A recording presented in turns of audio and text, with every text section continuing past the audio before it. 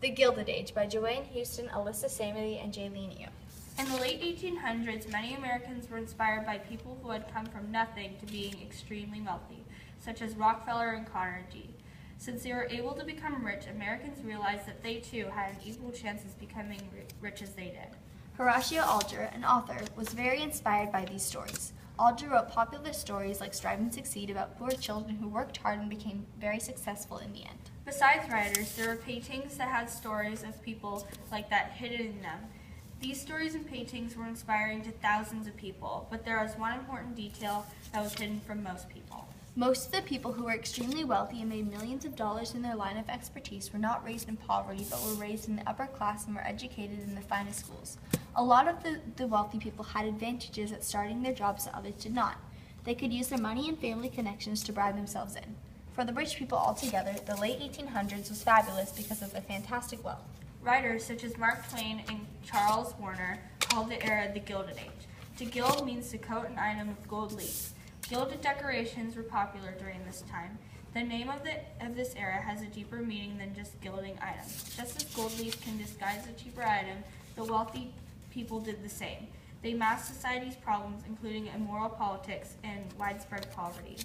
As American cities grew, the city governments became much more unlawful. There were groups called the political machines. Immigrants who worked in them settled in the big cities of America, such as New York and Chicago.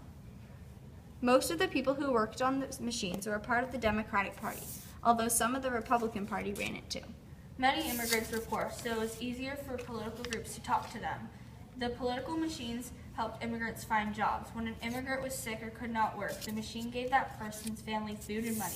The political machines even gave poor families turkey and baskets of food on holidays. Also, the machine leaders paid for funerals. The political machines did not help the immigrants and others in need for free.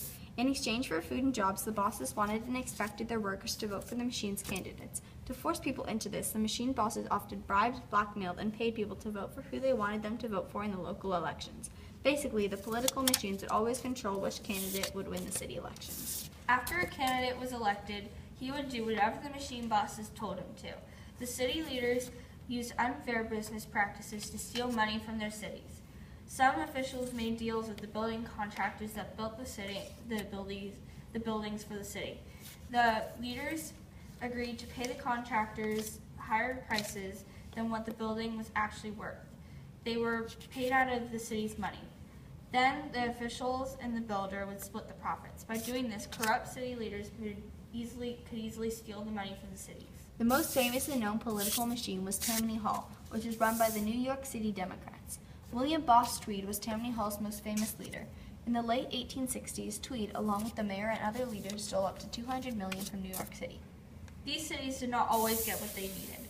Many times, the city leaders focused on staying in power instead of helping the people.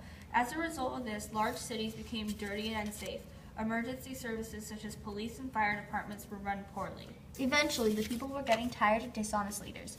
Reform groups were formed and they worked hard to get rid of the political machines. Soon, more honest politicians were running for the city office and winning. People then started to trust the government again. Many Americans at the time were disturbed by poverty and slums. Some people, known as urban reformers, fought to create changes that would help solve these problems. The social gospel movement provided one basis for these beliefs. This movement was created to support and improve the lives of people in poverty. It was led by Protestant ministers, and the ideas of the movement were based off of Christian values and beliefs. The main concerns of this movement were labor reforms, such as abolishing child labor. Some reformers had become inspired because of the social gospel movement and opened up settlement houses. These reformers helped poor and immigrants improve their lives. The settlement houses offered many services for these people, such as daycare, education, and health care, so that people in slum neighborhoods could get what they needed. Thank you.